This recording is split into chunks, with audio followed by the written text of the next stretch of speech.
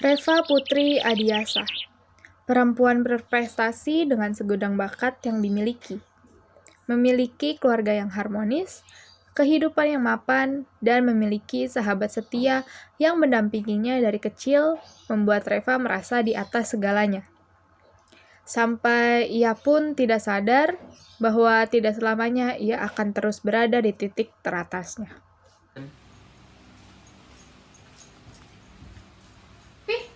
Mami hari ini minta duit bulanan ya, soalnya kebetulan perlengkapan di dapur habis. Ya nanti papi transfer.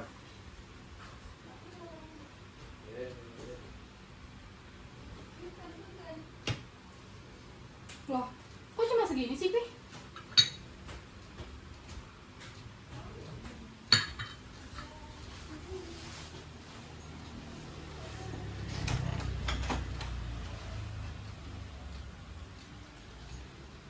Wah, malah pergi.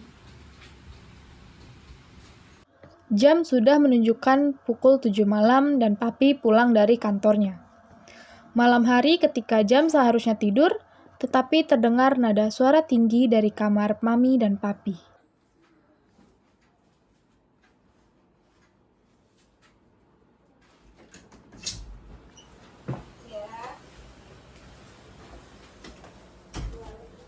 Pi, kok uang bulanan yang tadi pagi dikasih cuma segitu sih?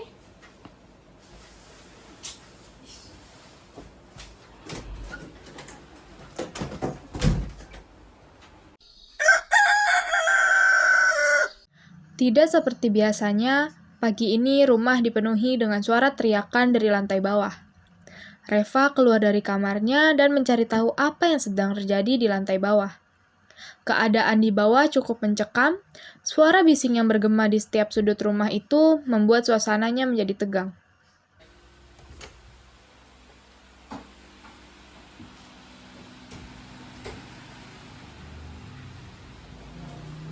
Pi, kamu kenapa sih ngiri dari aku terus? Aku tuh dari tadi nanya, kenapa uang bulanan kita tuh berkurang? Kamu bisa kan jawab tanpa harus menghindar? Aku capek tahu nggak banyak kerjaan di kantor.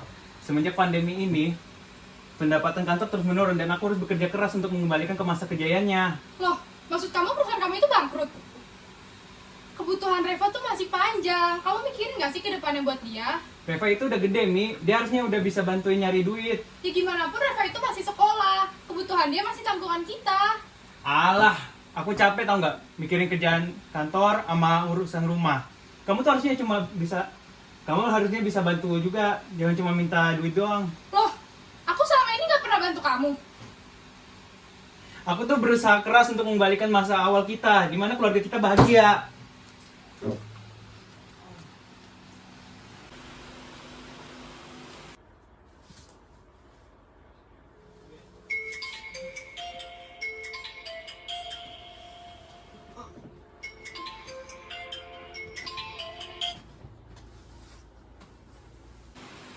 Halo Rev, apa kabar lu? Baik kok Ram, ada apa ya? Udah tahu kabar tentang BTS belum? Lu ikut kan? Loh, emang sekolah kita jadi ada BTS? Bukannya katanya nggak jadi? Jadi, lu pasti ikut kan? Oh pasti ikut dong, masa buat kenangan sekolah gue nggak ikut? Oke dah. Oke.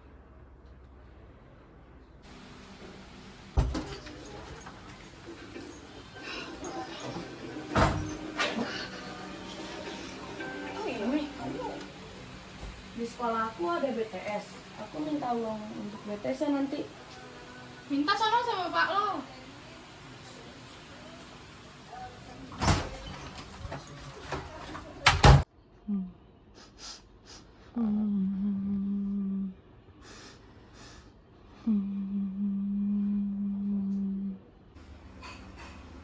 Kok lu suara nangis? Ini bener gak sih? Reva.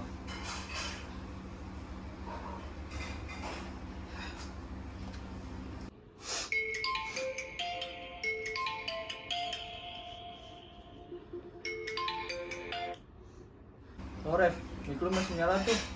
Lu lupa matiin ya? Iya demi apa sih? Lu kenapa? Tadi gue denger lu nangis. Nggak apa-apa Ram. Kalau ada apa-apa cerita aja, gak apa-apa. Oke.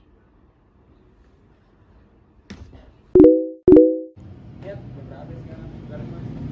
Ada yang dapet tuh. Bet, gila gila. Makin hari makin beda aja nih. Gila. Ya iyalah, Reva Putri Adiasa ya Kemarin- paling nggak beda. Kemarin gue denger ada yang nangis di Mir. Nah, tahu drama banget hidupnya.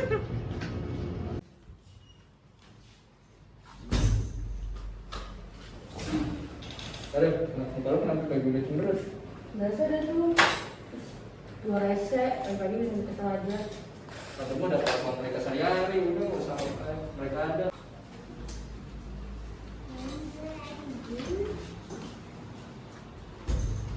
Minasan, konnichiwa. Yo, hari ini kita akan belajar bahasa Jepang lagi nih. Di sini udah ada nih kalimatnya. Kita aja bareng-bareng ya. Ki, yo, ma, sa, yo masa, rande, Reva, Iya pak. kamu perhatiin nggak tadi? Perhatiin pak. Kamu kenapa tadi ngomong? Saya nggak boleh pak. Boleh kalau mau bengong, perhatiin pelajaran. Boleh diem kalau ngerti pelajarannya. Jangan begitu ya lain kali. Iya pak. Kita udah istirahat ya? Lu tadi kenapa deh, Ren? Kok ngelakuin aja? Nggak apa-apa dah. Lu kalau ada masalah cerita aja sama gue, jangan dipendem, nanti kena mental. Ini sih, ada tari nggak? Jira, kenapa Jir? Ke kantin yuk, ayo. Eva, gue duluan ya. Oke.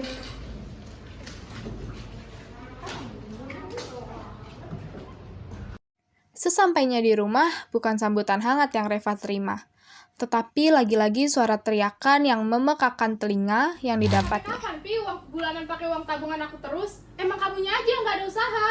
Aku nggak ada usaha. Jadi selama ini yang aku lakuin buat kalian itu apa? Ih, tahu aku capek. Aku lebih capek tau nggak? Kamu nggak tahu berapa banyak pegawai yang harus aku PHK karena pendapatan lagi menurun. Ya itu pun urusan kamu, urusan kerja, urusan kantor itu urusan kamu.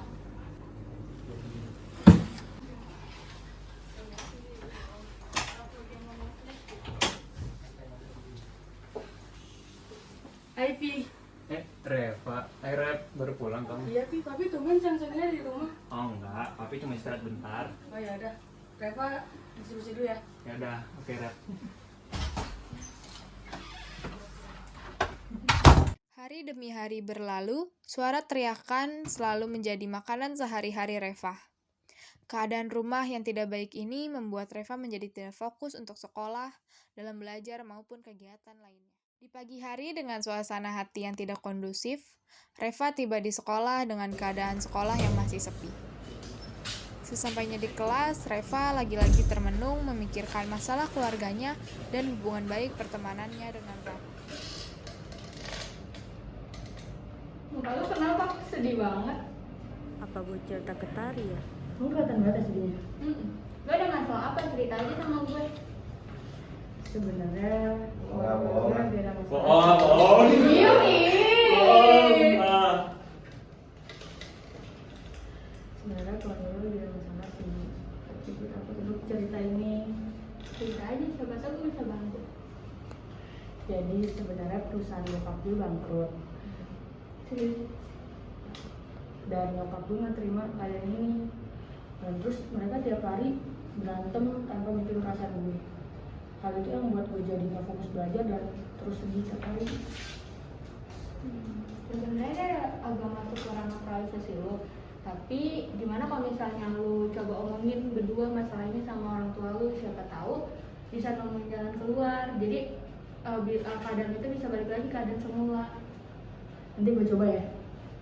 Kan belajar aja. Oke. Misi Pak.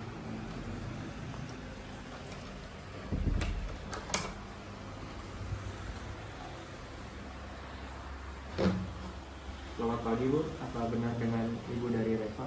Iya benar. Ada apa ya Pak? Apa ada masalah dengan anak saya? Mungkin ada sedikit masalah Bu karena Reva akhir-akhir ini suka tidak fokus dalam belajar di kelas. Apa mungkin ibu tahu ada penyebabnya? Mungkin dari rumah. Tapi dia di rumah baik-baik aja sih Pak. Dia juga sering di kamar buat belajar sama teman-temannya. Mungkin nanti bisa saya tanyakan langsung ke anaknya sih gimana keadaannya. Apa ibu benar yakin kalau dia di kamar itu buat belajar? Soalnya saya punya bukti di sini kalau nilainya Reva itu menurun drastis dari sebelumnya. Padahal Reva salah satu anak yang paling rajin dan punya nilai bagus. Saya harap sih ibu menemukan solusinya supaya Reva bisa kembali seperti dulu. Oke baik Pak, nanti bisa saya sampaikan langsung ke Revanya. Sebelumnya saya minta maaf karena nggak bisa lama-lama untuk di sini karena ada hal lain yang harus saya urus. Oke, kebetulan itu aja sih Bu yang bisa saya sampaikan. Terima kasih. Makasih Pak.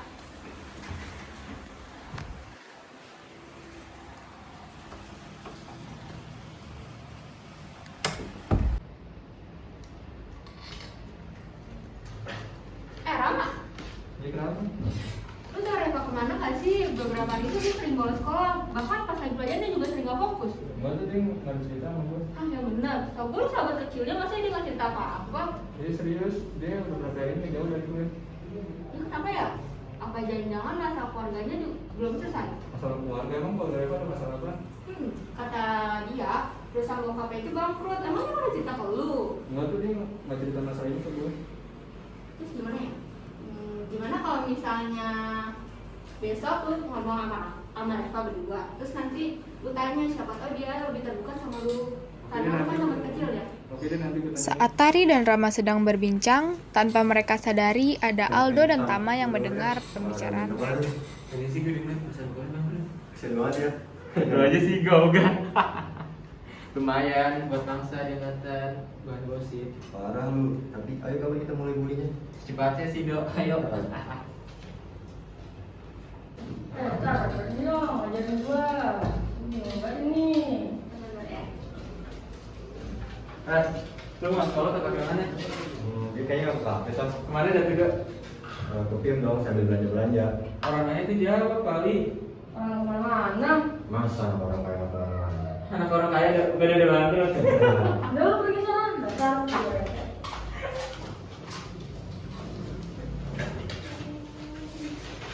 Tapi ya, Kita juga begini Dok. Semakin hari, bulian dari Tama dan Aldo pun membuat Reva merasa tidak nyaman. Reva pun semakin frustasi dan Reva memberanikan diri untuk berkonsultasi masalahnya dengan seorang ahli, yaitu psikolog. Halo, bagaimana kabar kamu hari ini? Kabar saya baik, Dok. Lalu, apa alasan kamu datang? Reva menjelaskan segala keluh kesahnya mengenai pertengkaran kedua orang tuanya. Kebutuhan Reva tuh masih panjang. Kamu mikirin gak sih ke depannya buat dia? Reva itu udah gede, Mi. Dia harusnya udah bisa bantuin nyari duit. Ya gimana pun Reva itu masih sekolah. Kebutuhan dia masih tanggungan kita. Alah, aku capek tau nggak mikirin kerjaan kantor sama urusan. jadi begitu dong. Lalu bagaimana perasaan kamu saat dengar orang tua kamu bertengkar? Saya takut dok, saya khawatir penyebab mereka bertengkar itu karena saya. Mengapa kamu berpikir mereka bertengkar karena kamu? Karena saat mereka bertengkar, ada kalanya nama saya disebut dalam pertengkaran itu. Kamu gak boleh negatif thinking dulu. Siapa tahu mereka menyebut nama kamu karena mereka merasa beruntung memiliki anak seperti kamu. Saya selalu berusaha berpikir positif dok, tapi keadaan tidak memungkinkan saya untuk berpikir seperti itu. Keesokan harinya, Reva pun mulai kembali bersekolah. Sesampai di sekolah, Tari yang melihat Reva sedang duduk sendirian di bangkunya segera menghampiri Reva. Bentar. Lo kemana aja sih belakangan hari ini? Gue liat-liat lu jadi jarang masuk sekolah. Keadaan lo sekarang gimana, Ren?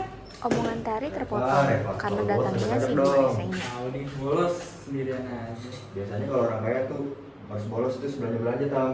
Oh gitu ya, jadi menjadi pengusaha Dok. Aduh, nggak tahu, Tam. Soalnya gue mau jadi pengusaha, ntar bangkrut lagi. Bangkrut Dok. Reva tidak sama sekali merespon bulian dari Tama dan Aldo. Reva hanya merenung, memikirkan ucapan Tama dan Aldo yang membuat hatinya terluka. Setelah dua esainya membuli Reva, sekarang waktunya dua esainya datang ke Rama, teman kecil Reva. Pasti lu tahu dong semuanya. Ya emang apa? Jadi, Tama tuh mau nanya, kapan perusahaan bokapnya bangkrut? Tahu lu, gue nggak tahu kalau perusahaan bapaknya bangkrut. Pura-pura nggak tahu kan lo? Lu kan teman dari kecil pasti tahu dong semuanya. Ini beberapa hari yang lalu dia ngejauh dari gue, bahkan gue nggak sama sekali komunikasi sama dia. Mau nanya masalah ini juga nggak enak soalnya udah lama nggak komunikasi. Oh gitu ya orang. Ya udah usah nangis. Dan nangis Ram, gue cuma nanya, santai aja lah, mau malam.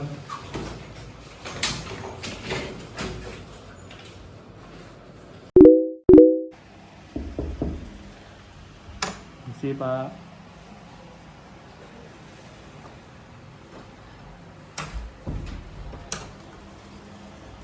Kalau boleh tahu ini kenapa saya? Anda orang tua dari Reva benar? Iya. Ini saya melihat absen dia banyak bolosnya nih, atau nggak masuk, atau kenapa saya nggak tahu. Selama ini setahu saya dia selalu pergi ke sekolah, Pak. Soalnya dia selalu pamit. Bapak benar yakin kalau soalnya di sini saya ada absensinya banyak nggak masuk di sini apa terus? Saya yakin, Pak, dia masuk sekolah. Apa Bapak bisa cari tahu kenapa Reva nggak masuk sekolah nih? Ini beneran nggak masuk loh. Kembali. Oh, ya udah. Nanti saya tanyakan ke anak saya. Maaf nih Pak, saya nggak bisa lama-lama di sini. Ada urusan lain. Oke, Pak. Oke, itu aja sih Pak.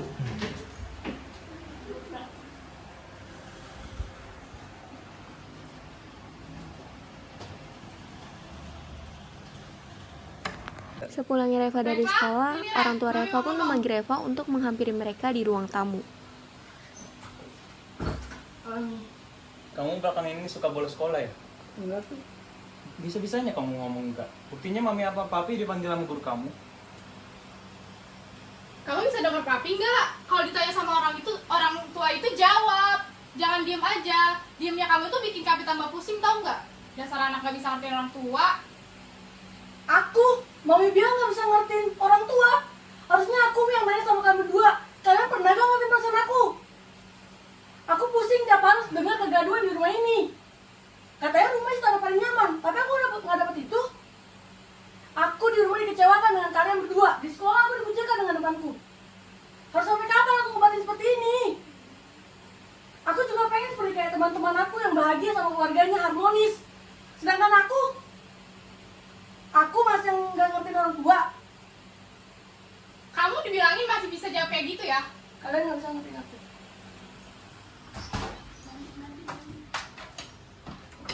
Keesokan harinya, Reva kembali menemui psikolog untuk kembali menceritakan tentang pertengkaran semalam.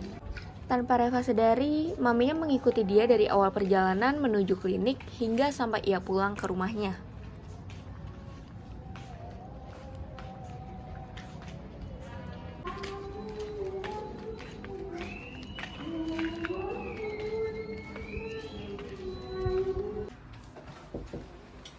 Halo dok. Halo Reva, gimana kabarnya? Tidak bisa dikatakan baik sih dok.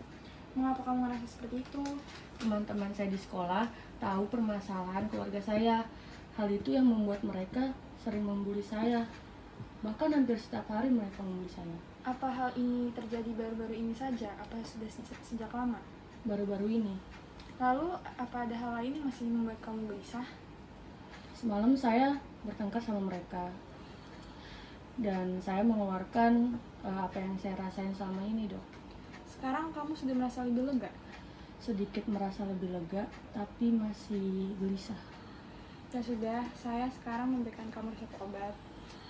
Tapi nanti jika kamu sudah merasa enakan, kamu bisa stop untuk minum obat ini ya. Baik.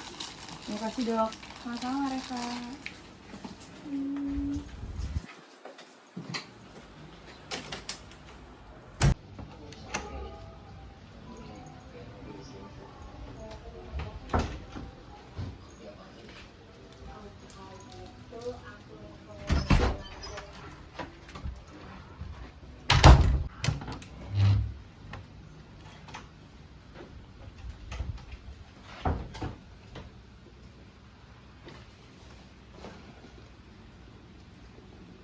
Sesampainya di rumah,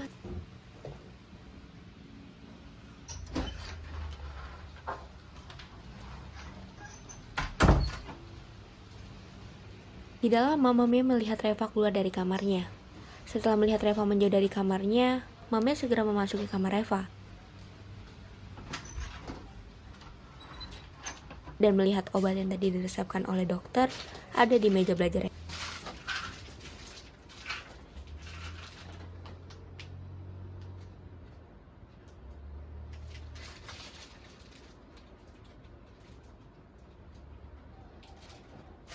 Mami sontak membawa obat ini keluar dari kamar Reva dan mulai membicarakannya dengan papi. Sini deh.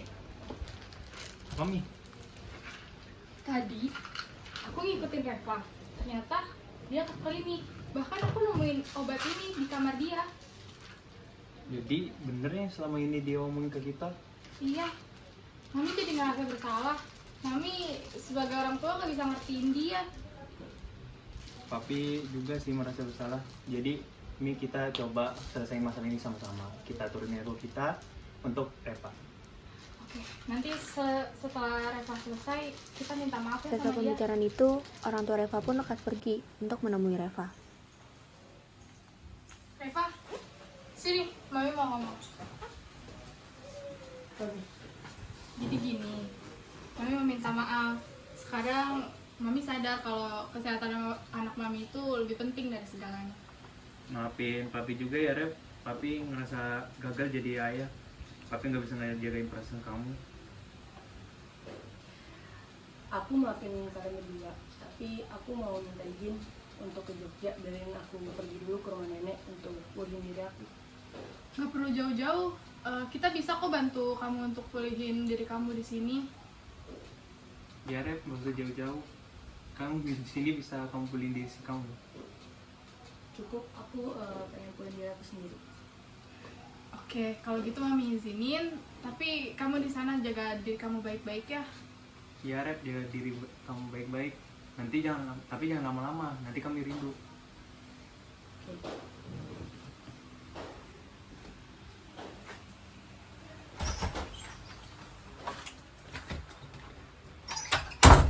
Keesokan harinya, dengan memegang koper, Reva bergegas menemui orang tuanya untuk berpamitan.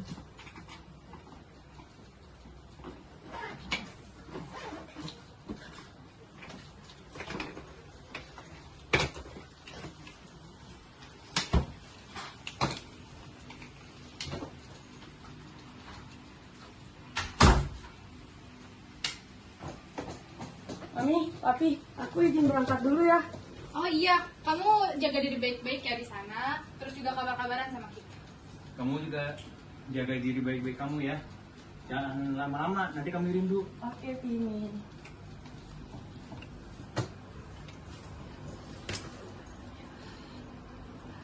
Assalamualaikum. Hati-hati ya Reva. Ya. Dikecewakan dengan keadaan, disembuhkan juga dengan keadaan. Keluarga ini memang tidak baik terkadang, tapi aku tetap bertahan karena merekalah alasanku untuk tetap hidup.